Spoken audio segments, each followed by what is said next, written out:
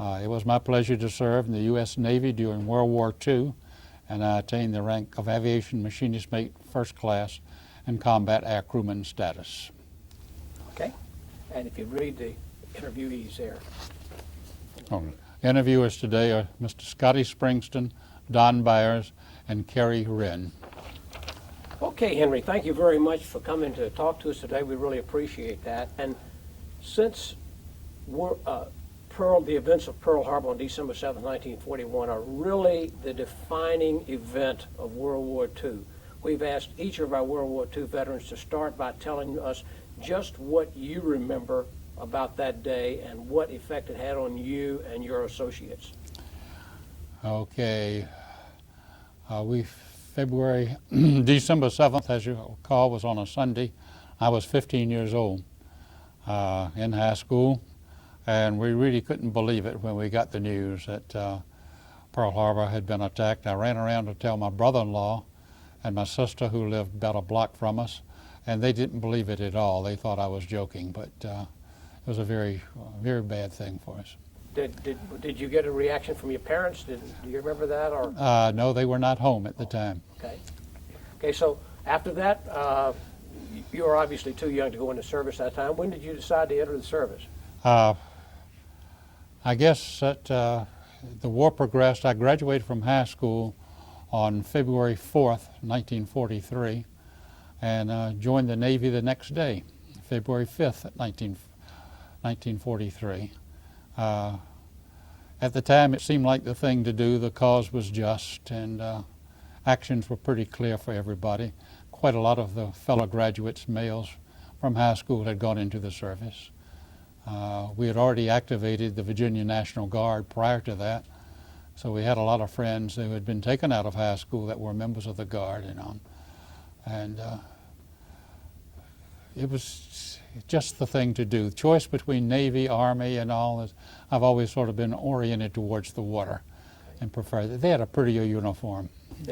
Is that the reason you decided to join the Navy? Probably. I think the girls like that better too. Okay, if you would talk us through your training in the Navy, where did you go, what kind of training did you receive, and what kind of equipment did you train on? All right. The day after enlisting on February 6th, we left for Richmond. We spent the day at the YMCA up there and then proceeded on to boot camp at Bainbridge, Maryland. Boot camp was a novelty for a 17-year-old boy. They strip you down to nothing and tattoo your service number across your chest in purple methyl, 2667695. You never forget it. And they walk you through the clothing line and start by issuing you your underwear, which you put on immediately, and then they give you a sea bag and start filling it up with clothes. Left there and we went on to Bainbridge, Maryland for our boot camp. 6 weeks. First 3 weeks you're in isolation, where you get your shots, physicals, and things like this. The next 3 weeks they give you classification tests and make a decision as to where you're going to go into active service. I've scored fairly well on my entrance exams, so they gave me an opportunity to go to Aviation Machinist Make School in Jacksonville, Florida. We went there on April 19th and started school. It's called A school, 26 weeks of training, work on engines and various parts of the aircraft, but primarily engines. You have metalsmiths that take care of the airplane, electricians that take care of that segment, hydraulic technicians. School lasted until September the 11th, 1943. After that, they offered the opportunity, if you were trying to get into the flying part of it, opportunity to go to radar school, which was 2 weeks of looking at a very small elementary radar screen and picking up blips and trying to interpret that. And then on September the 28th, I went to gunnery school, which was 6 weeks of ground gunnery. Starts out with shooting skeet, then to a turret with a shotgun, then to a turret with 50 caliber machine guns at moving target, and finally into aerial gunnery in the back seat of an SBD, which is a Navy training plane at the time. Okay, That was consisted of my formal training. So what was your first aircraft training? I mean, where'd you go from there? Left gunnery school and reported to Fleet Air Wing 8 in Alameda Naval Air Station on January 9th, 1943, and worked in flight operations maintenance. We did primarily overhaul repair work on PV-1s, PBYs, PBMs, F4Fs, FMs, just regular Navy, primarily training aircraft there. And in February, latter part of February, was assigned to a unit called CASU 43. CASU stands for Carrier Air Service Unit. And we departed Alameda and left for Hawaii sometime in mid-1944. We landed at Barbers Point, offloaded, and had an unfortunate accident to occur. We operations officer of the CASU unit had been through the main departure gate from the ship several times and thought he was familiar with the sentry. The sentries had been changed in the late afternoon, and he went through the gate without stopping, and the new Marine sentry shot and killed him. He's buried in a punch bowl at Pearl Harbor, and he was really a nice young man. Considering that, they broke up the unit shortly thereafter, and I was assigned to Fleet Air Wing 2 at Kaneohe Bay on Oahu.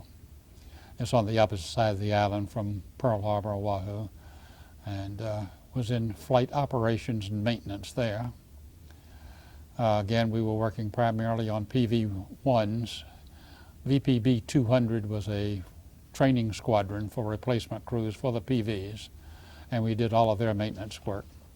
We had some PBYs, we had some PBMs, and we had a squadron of FMs, little F4Fs that they use for tow target work. We did the maintenance on those. While in that position, I had the opportunity to get onto flight status, flying with Lieutenant Wood. At the time, we used to what they call slow time engines. Whenever we would put a new engine in an airplane or replace a cylinder, we'd put 4 hours on the engine at relatively low speed to be sure that there was going to be no problems with it and all. So we had a 3-man crew that would do that, and I was in that role for about 3 months. And then in October, real late October 1944, they had a notice on the bulletin board that VPB 200, the replacement squadron, were looking for crews, and anybody interested could volunteer for it if you had the correct criteria. So since I'd had radar school and gunnery school, I qualified, and the next day after I applied was moved over to that. While in VPB 200, our crew was formed. Our pilot was Lieutenant L.A. Wilson, a fine young man who had a couple of years at University of Kansas, 23 years old, a very, very good pilot. Myself and a young man named John Heckmeyer, who was our radioman. We flew together for 3 or 4 weeks. We added W.W. Van Dalsen as our navigator and Robert Henn as our top turret gunner. And the last one to join up was Ensign Donald McCarthy, our co-pilot. We finished our training actually on the end of January, and we were transferred out of VP 200 to active replacement status on February 7th, 1945. Okay. Good. So you were still in Hawaii at this time, right. And then from there you went on. Right. Okay. It might be interesting, our training syllabus consisted of going down to Johnston Island, which a lot of people are familiar with, and doing search patrols out of there for a couple of weeks, night bombing runs out of Kaneohe, search patterns, and becoming used to each other and to the airplane. Okay, so you had approximately a couple months to get used to each other. Right. That helps as a crew member. Actually, yeah, it was 4 months exactly. Mm-hmm. Okay, you went from there to your real first entrance into the war zone. I guess we're in the war. Right. Tell us about that trip. We were assigned as a replacement crew for VPB 133. This was our fighting squadron. At the time, they were stationed on Roy Namor, which is a small two-island group in the Kwajalein Atoll. They are unique in that Roy had the flight strip on it in the operations building, but it's so small that you could not live on it, so you lived on Namor. And they were connected by two causeways about 100 yards in size, one of which you could drive a vehicle across. The other one was underwater at high tide. Formed a little lagoon, had a lot of pretty fish in it. We flew out of there for, gee whiz, I don't know, about 6 weeks, I guess. While there, we would go up in bomb truck as our main target. On a return trip, we were forced due to distances to land at Wake, refuel, and come on back to Kwajalein. Anahuac is in its own atoll. A couple of the bypassed islands, Woji, had a small Japanese garrison on, and if we had any ordnance left after a patrol, we would expend it there as a nuisance raid. Ordinarily, our duties consisted of a mission every 3 days. Mission usually run about 8 hours on a search pattern. If you saw any oil slicks or anything in the water, hopefully they would be running 90 degrees to your flight path, and you had to make a decision as to whether you were going to go left, port, or starboard to see if you could pick up a ship. Japanese ships left a lot of oil slicks in the water, and we picked up a couple, but really nothing very exciting on them. The most excitement we had while we were flying out of Roy Namor, I guess, would be full squadron runs on Wake. Wake was a very heavily defended island, and the last time that we went to Wake, we were all surprised when we got there, and I can't give you the date, but PBM was flying Dumbo, and it had been shot down and was in the water burning when we went in for the raid. Everybody was very concerned about the crew on the PBM, who incidentally were recovered by a submarine later in the day. What's Dumbo? Dumbo is a rescue vehicle. Okay. When you landed at Roy Namor, was it secure at that time? Yes. There is no vegetation on the island. There's a control tower, a couple of concrete bunkers that have been collapsed, but really been bypassed, and we relieved Squadron VPB 150. The VPB incidentally stands for heavier than ARV, P for patrol, B for bomber, and then a squadron designation. So, okay. Good. That helps. That helps with Air Force type. Okay, so about how many missions you fly out of Roy Namor? I'm not sure whether you told me or not. 6 or 8, something in that neighborhood. And these missions, about how long? Usually it was 6 to 8 hours. Okay. Okay. After you left Roy Namor, where'd you go? We left Roy Namor and proceeded on to Tinian. Tinian had been taken, and last of the 3 islands up in the Marianas, Guam and Saipan, the other one. As you know, these were the B-29 departure points for the big raids onto Japan. And we relieved Squadron 150 again there. They went on down to Tawara. Tinian was secure. There were a couple of Japs that were hid out in holes and all, but really at no risk to anybody. The only thing there was the heavy drones of the B-29s taking off midnight, 2 o'clock in the morning, making their runs up to Japan and back.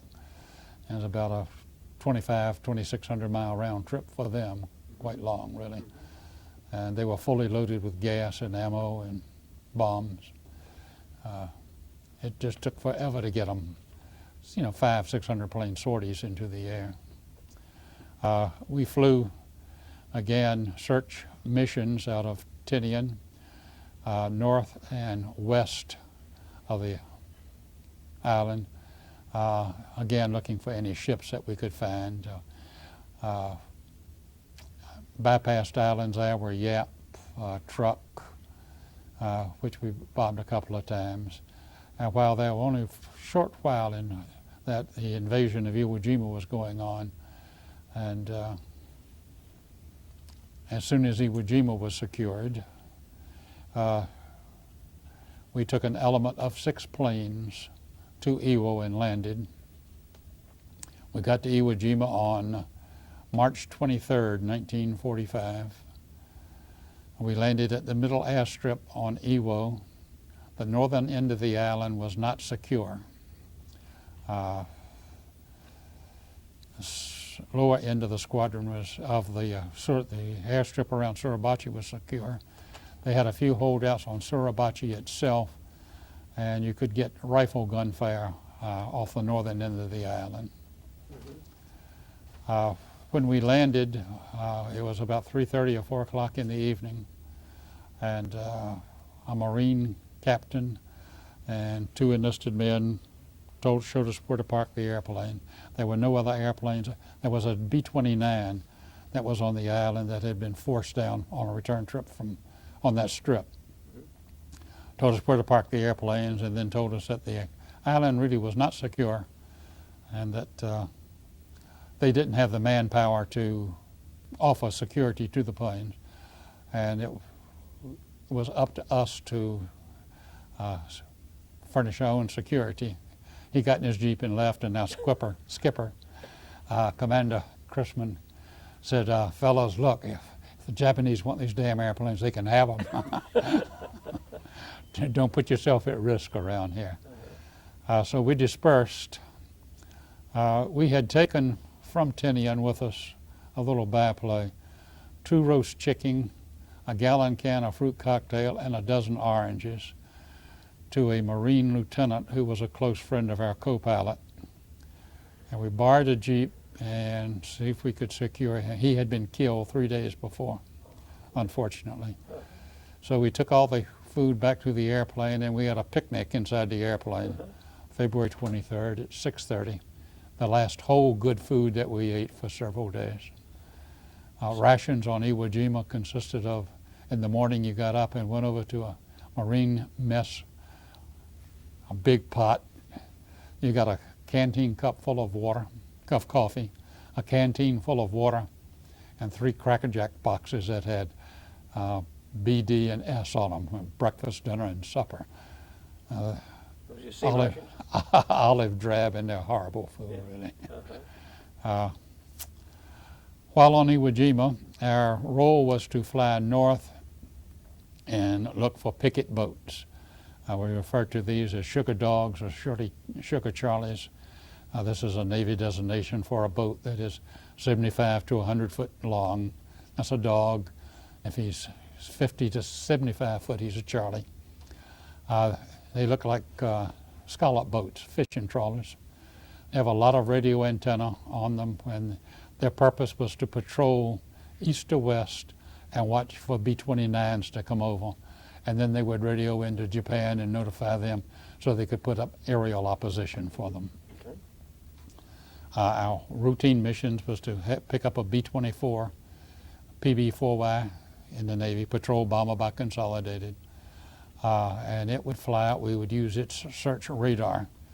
And if it could locate anything, we would make strafing runs, rocket runs, and bombing runs on them. So you did not have radar on your aircraft? We had it, but it wasn't as good as a PB-4Y. Our airplane was a very good airplane. We had 5 50 caliber machine guns in the nose firing forward. We had 2 in the top turret that could be turned around and locked down in U-clamps. That would give you 7 firing forward if you wanted them, and twin 30s in a tunnel tail underneath. They were sort of nuisance guns because you passed over a target so darn fast you hardly ever got a shot off of them. But it made you feel good, and that is the role where I flew in the plane. I was a tail gunner. I was called the plane captain. My responsibility was to pre-flight the airplane before takeoff, be sure that it was airworthy, that everything was in the green, that everything was loaded, full gas, full ordnance, and that hopefully the crew was all going to be ready to take off and go.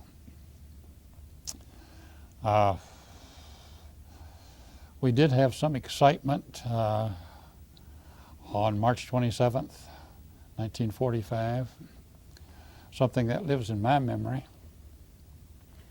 We had taken off about 11:30 in the morning on a search and destroy mission looking for picket boats. And we found two about 500 miles north of Iwo, 75 miles or so off the Japanese coast. We made 5 runs on them.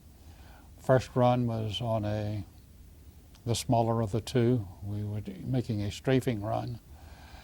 We took an anti-aircraft hit in the left drop tank. If you're in the back and you get a hit in a drop tank, there's an awful lot of fire going by you all of a sudden. And so they are manually released by a little T-handle in the cockpit. And the adrenaline gets to flowing, I guess, pretty much when you're on fire. The pilot had released it, and in his excitement, he'd put a little bit too much strength on it. He'd pulled 25 foot of cable on it from the release hard point out in the wing. But we did manage to get rid of it, and there was no damage actually to the airplane.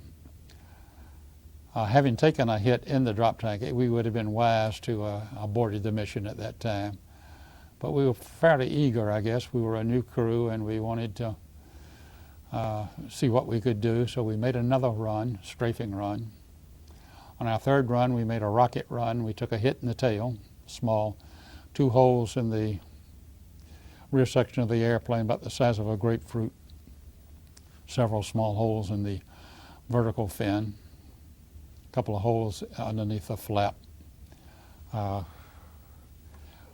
Fourth run, we were okay. On the 5th run, we were making a run on the Sugar Dog, the larger of the two. Ships were about half a mile apart. We made our rocket run, pulled up to a flat left turn over the boat, and we had an explosion in the cockpit from an aerial anti-aircraft gun on the first boat. I can't tell you the size of it, but it was a sizable shell, something larger than a 20 millimeter. It came in through the left cockpit underneath the pilot's window, exploded between the pilot and co-pilot in the electrical panel box, did massive damage to the pilot's right leg, right hand on the wheel. Shrapnel went up into the armor plate in back of him and came up into his back, several places on his head. The shell head went on across and entered McCarthy's left buttock and lodged between his pelvis and his spine, and he had no use of his legs. He took control of the plane. We were in a left-hand sharp turn and reeled it out. The radioman and the navigator took Lee Wilson, the pilot, out and pulled him back to a level spot between the door. Bob Henn, our radioman, father was a doctor, and I think Bob had picked up some things just by being associated in a medical family. Put tourniquets on both legs and his right arm, gave him 2 shots of morphine, 1 in each leg.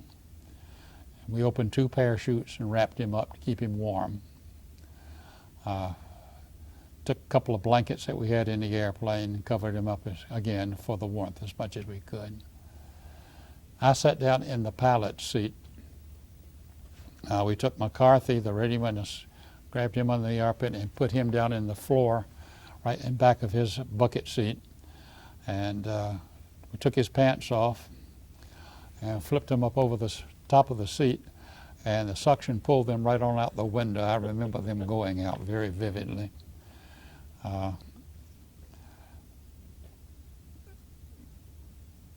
Mac's wound really reminded me, I turned around and looked at it, it looked like a lemon had been crossways, and the membranes, the way a lemon would look, was in his buttock. He put a sulfur drug on it and a compress, tied it down, pulled his shorts back up as an act of decency. So then we set off for Iwo Jima, which was about 500 miles away. He was still conscious? He was still conscious, yeah. The pilot with 2 shots of morphine, he was gone.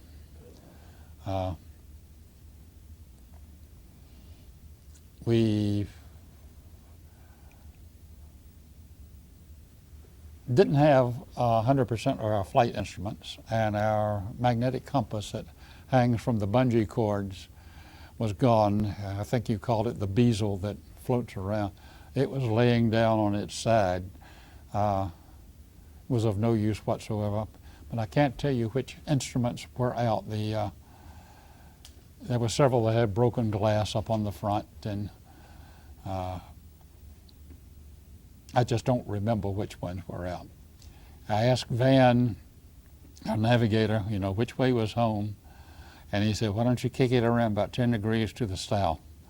So made that correction, what you would think would be 10 degrees, and we started the trip home. It wasn't too long until we began to pick up the mountaintops of the Bonin Island chain. The Bonins are a chain of islands that are volcanic in nature that extend from Japan proper until Iwo Jima. Iwo Jima being the last one in the chain and the largest. And some of them are just mountaintops that stick up out of the water. And they're 30, 40 miles apart, but they're very easy to follow once you get there. The other ones of popular note were Chichijima, Hahajima, and Chichijojima. They all had installations on them, and you tried to not fly over those when you were out.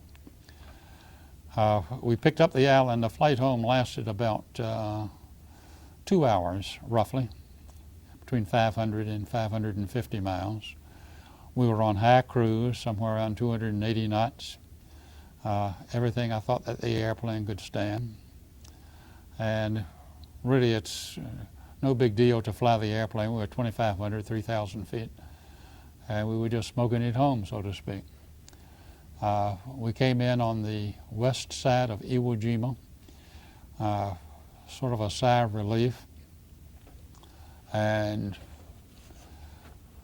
Ensign McCarthy Mack said, why don't you all help me back up into my seat and I'll take it over from here.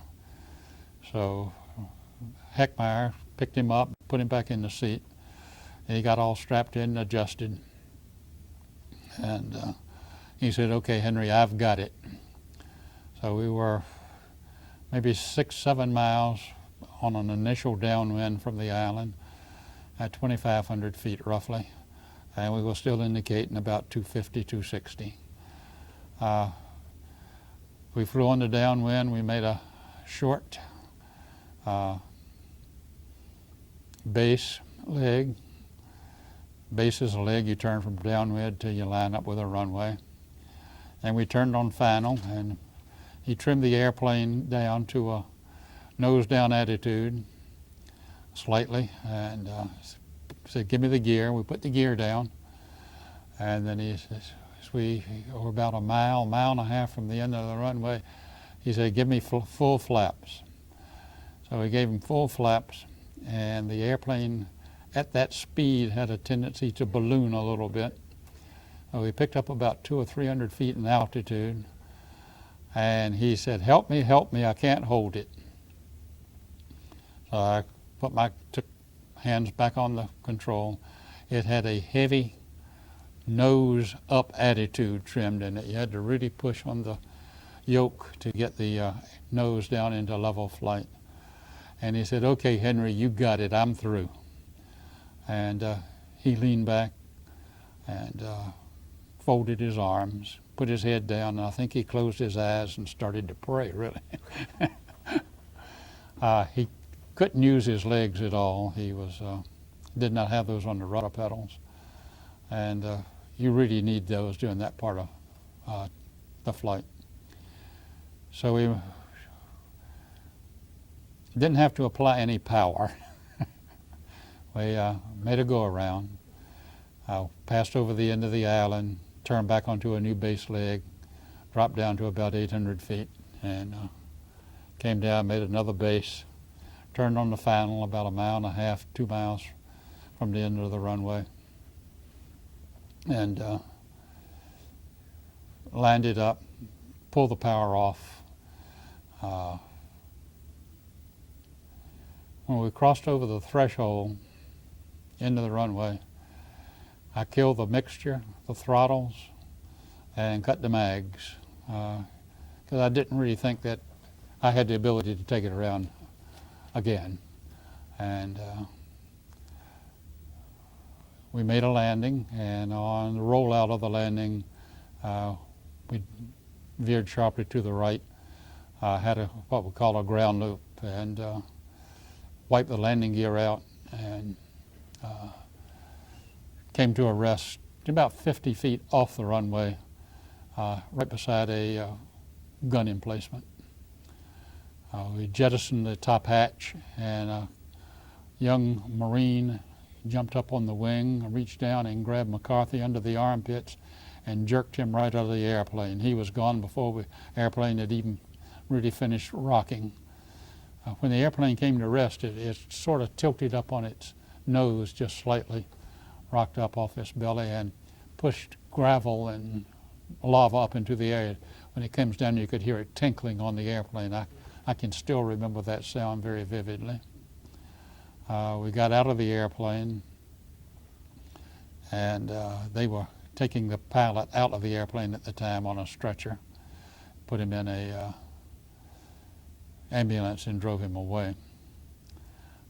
Later they had to amputate his right leg just above the knee, and we never heard of McCarthy again. That evening from Iwo, they did airlift Lee Wilson, the pilot, to Guam, to the Naval Hospital there, where the amputation took place. And McCarthy, they flew back to the Naval Hospital at Hawaii, Pearl Harbor, and he was there for a short while. As I say, we never heard from him. I did have the opportunity to visit Lee twice while he was in the hospital at Guam. We flew out of Iwo Jima 2 days later back to Tinian, our permanent base. We did have another unfortunate accident while we were on Iwo Jima. On March 28th, the day after our incident, our skipper, Lieutenant Commander Chrisman, was down in the operations tent filing flight clearance to leave Iwo. He had been relieved, and a P-51 came in, made a touchdown, and the guy lost it in applied power and flew through the operations tent. And they had come out of the tent to watch the P-51s come in and knew there was going to be trouble, and they ran over a truck, but the P-51 proceeded through the tent, hit the truck, turned it over, and killed the skipper. So we lost him, and he was really a fine man.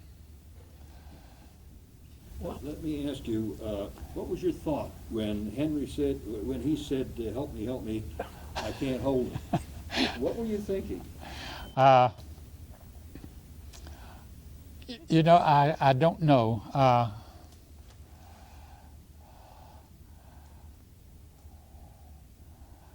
I guess the concern was to get the thing onto the ground without it burning, or, you know, in reasonably one piece. There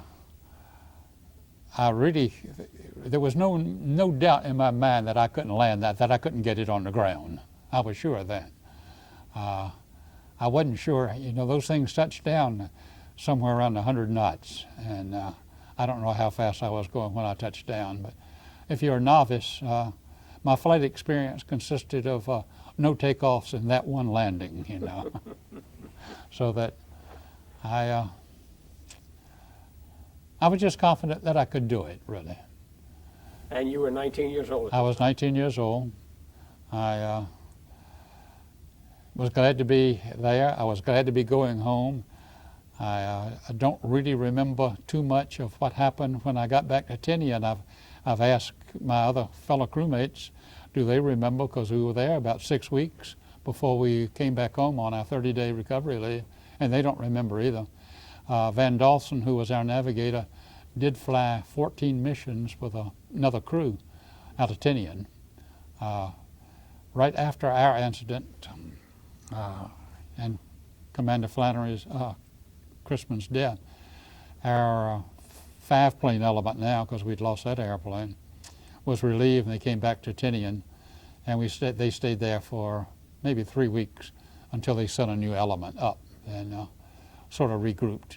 Have you seen any of the other crewmen since that Oh, time? oh yes, oh yes. Following the war, I went to work with NACA, which is now the space agency, NASA, and I flew in a R-4D, C-47 as a plane captain there for 5 years. And we would fly out to Edwards Air Force Base, or Moffett Field, California, where we had a lab there, and on 2 occasions visited with our pilot. Spent a weekend with him on both occasions. He was doing graduate work at the University of California, designing artificial limbs, and fit right in. Well, what about your co-pilot? You say you never saw him Never anymore? saw or heard from him again. Really? No. And surprisingly enough, we really didn't hear too much of anything from the squadron. On 2 occasions, Bob Hinn called me late at night and just wanted to talk for a while. Bob lived in one of the suburbs of Chicago. In 1994, no, before that, about 1992, I was reading in the American Legion magazine that VPB 133 was having a reunion in Pensacola, Florida. And I thought, holy smokes, you know, I would really like to go to that. So I called the telephone number, and Gene Honeycutt, who was a radioman in another crew who I happened to remember and did know, answered the phone and said, man, we really have been looking all over for you, and would love to have you come down to the reunion. It was the 12th one that they were having. He said, your radioman, John Heckmeyer, has been coming for the last 4 years. And they were close personal friends also. Both of them were radiomen. So my wife and I went down to that. Prior to going down, we did call Bob Hinn and see if we could connect with him. And we got a most helpful AT&T long-distance operator. We used to live in Forest Park, Chicago, and I asked, did she have anybody by that name there? And she said, no, but I have a Robert R. Hinn that lives in Olympia Fields. I said, gee, I wonder if that could be him. And she says, well, why don't you call him and find out? It would only cost you 50 cents. So I called him, he answered the phone, and I recognized his voice immediately. And we had a long talk, and he had been visiting back and forth with Van Dalsen, our navigator, on several occasions. So they were familiar. He gave me Van's number. I called him as soon as I hung up from talking with Bob.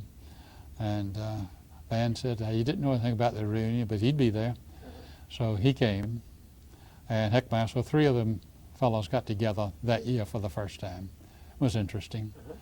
Betty and I, my wife and I, had the pleasure of hosting a reunion in 1994 in Williamsburg. And we had 89 people attend that. And it was good. It has begun to shrink since then because we lose several every year now. Bob came to that, and the 4 of us took a picture of what 4 old men look like now in the same sequence that you have a picture of 4 young men look like in 1945. Well, that sounds like a pretty exciting day. It was. One interesting byplay is that my wife and I were in a toy shop in Richmond one time, and while they were buying doll clothes and all, I was over in the model section, and I ran across a book called a PV-1, and PV-1 was our airplane. It was not a popular airplane. A lot of people didn't know what it was or what it looked like, but it was a 25-page information booklet on the airplane, and I opened it up, and written up in there was a very short item of my experience back on Iwo Jima. So I bought all they had at the time. They had 3, and he ordered 6 more for me so I could give them to my children and all. And it was just interesting that, to me, that something that was a unique experience, and that's all it really was a unique experience, an event that we were lucky to walk away from, give thanks for, had made the big time, so to speak. So I'll leave a copy of that with you also for your file. Appreciate it. Well, I understand you happen to see yourself later on TV. Yes, I did. 4 years ago, Buddy Carroll, who was a ordnanceman in another crew, called about 9:30 at night and said, "Henry, we were just watching public broadcasting up here on Long Island, New York, and you were a part of that film." He said, "I saw your airplane." He said, "And I've seen so many pictures of it, I know that it's yours." He said, "So if you ever see the film, you be sure to look at it." So about 3 months later, we were sitting down in our den and just happened to be surfing on the channel and come across that PBS was showing this film. It is called Red Blood, Black Sand. It has to do with remembrances of the Iwo Jima campaign. And I ran upstairs and took a blank VCR tape and plugged into our TV upstairs and cut it on. And almost immediately a little 1-minute sequence came up, and it had been made on either a gun camera or a old 8mm hand camera of the airplane just before touchdown, the rollout, the ground loop, and then the removal of the people from the airplane, the loading of the co-pilot in. It shows me getting out of the cockpit, and I recognized myself. And I was really excited to see that, so we sent away and got a copy of the big tape.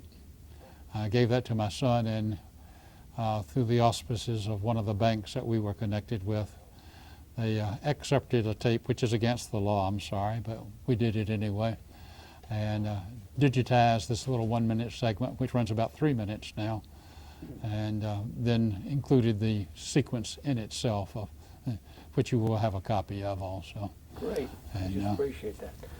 Well, did this end your combat, that landing end your combat missions, or did you fly anymore? No. That was it. We came back home. I was in the regular Navy. It was 1945. The war was over later that year. I was stationed in Hutchinson, Kansas when the war was over, and we were in a new flight crew, PB-4Y2s, which are the B-24s with a single tail. And we were getting ready to go back overseas. Just prior to joining that crew, the Navy did give me the opportunity to go to flight school, but there were some unacceptable strings attached. I had gotten married when I got home on leave to a very charming young lady who I dated in high school, and they wanted me to re-enlist for another 4 years from the expiration of my current enlistment, which had a year to run, or 4 years from the completion of flight school, and they didn't know how long it was going to run. At the time, flight schools were starting up and stopping and starting up and stopping, and there was an excess of pilots around everywhere. And I had had my flight experience. I was through.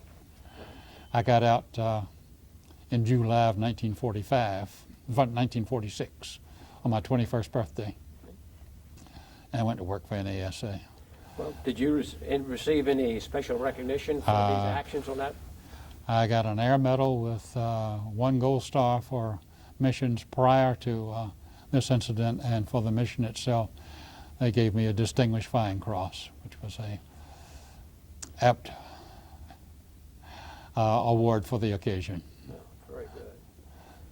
Okay, sounds like a really interesting career. After the war, of course, we've tried to find, can you tell us what impact the war had on your life? A summary of it. Yes. After I worked for a short time at NASA at the time, I started at college at night. If I hadn't have had the GI Bill, I wouldn't have had the opportunity to go to college. During the times that I grew up, not a whole lot of my classmates went away to college, 5–6%, something like that. After the war, gee whiz, boy, it seemed like that everybody was going, as they should. So my wife worked at night. I went to night school. It took me a while to get through. I went to the College of Hampton Roads, Business College, 3.5 years, got a diploma in accounting, and had the opportunity shortly after I finished go to work in banking.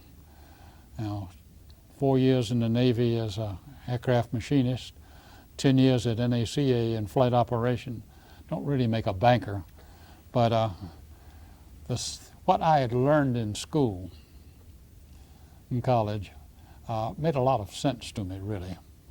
And I went to work at the Bank of Warwick, which was a small bank in Hilton Village, Newport News, in 1956. And I worked there for 6 years, then I transferred to Citizens National in Hampton, vice president and cashier there.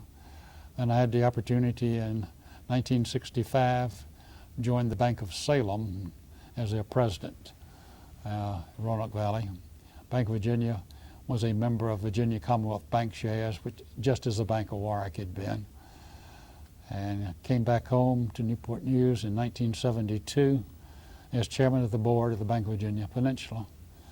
And then in 1980, joined the corporate staff at what was now Signet Bank in Richmond.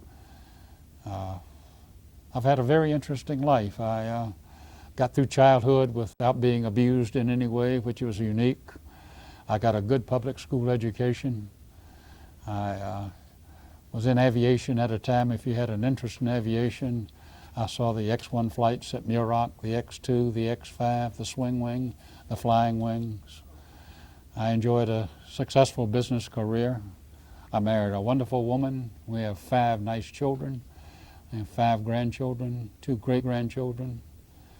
My sons, when the Vietnamese War came along, as soon as he finished high school, he joined the Marine Corps. He was wounded in 2 years in service, blown out of an Amtrak, hurt his back severely. My second son was in the college at the time, dropped out of school, and said the family should be represented in the service, joined the Navy. So it's been a good life. Wonderful. Let me ask one thing. I didn't quite get a clear idea here. You talked about one individual being sucked out of the airplane after he got hit with that anti-aircraft shell. Is that correct? Yeah. No. And His pants were His struck. pants. his pants. Yes. Okay. We took his pants off and laid them across the back of the bucket, Okay. and his window was blown out. Oh, okay. Surprisingly enough, the window on the left side wasn't blown out, but there's a real big hole underneath the window. His window was gone. Well, Henry, is there anything else that we haven't asked you about that you could tell us that might sum this tape up? No, I don't believe so. I appreciate the opportunity to participate in your program. It's Well, we certainly appreciate it, and I think you've added a great deal. I think we'll attempt to add that tape that you have of your landing and the other memorabilia that you brought with us and put that in the Library of Congress, and I think it will be a real contribution. Thank you. And thank you very much. Right. This is a picture of the enlisted crew, my crew, flight crew. The pilot and co-pilot are not in this picture. This is Robert Rohen from Chicago, myself, Jack Heckmeyer from Ossining, New York, and W.W. Van Dawson from Hiawatha, Kansas. 3 19-year-old lads and an old man at 20 on the end. That's what flight crews were like during World War II. This is a picture of our airplane. It is unique in that it has chin guns. All PVs had 2 50 caliber machine guns firing forward. Chin guns added 3 more, so that you had 5 50 caliber machine guns. You had 2 50 caliber machine guns in the top turret that you could rotate around, and they could fire over the canopy, firing forward if you wanted to bring 7 to bear. And then we had 2 manual operated 30 caliber machine guns in the tail or tunnel, which was a position that I flew from. How much ordnance did the aircraft carry? How much bomb load? Yes, we could carry 3 500-pounders. Bombay would hold 6, but all Bombays had a auxiliary gas tank taking up half the space. We carried 8 5-inch rockets on the wing. Quite a... And you talked about a tunnel to get to the... No, well, we just call that the tunnel position. It was wide open. You could almost stand up back in there. And the machine guns, you could Yeah, aim them and move them yeah, around. right. Okay. All right. Well, thank you very much, Henry. Uh-huh. Appreciate that. Hold the patch up. Henry, would you hold the patch up? This is a patch, or a replica of a patch, of the squadron that passed out. The squadron was originally formed back in 1943 and saw a tour of duty in the Caribbean and a submarine patrol. Came back in 1944, was disbanded, reformed, and went to the Pacific in mid-44. And we went in as a replacement crew. As missions had been completed, they started a replacement program. Not everyone had one of these patches, so when Betty and I hosted a reunion, we had 100 made and passed them out so that everybody would get one. Well, thank you so much.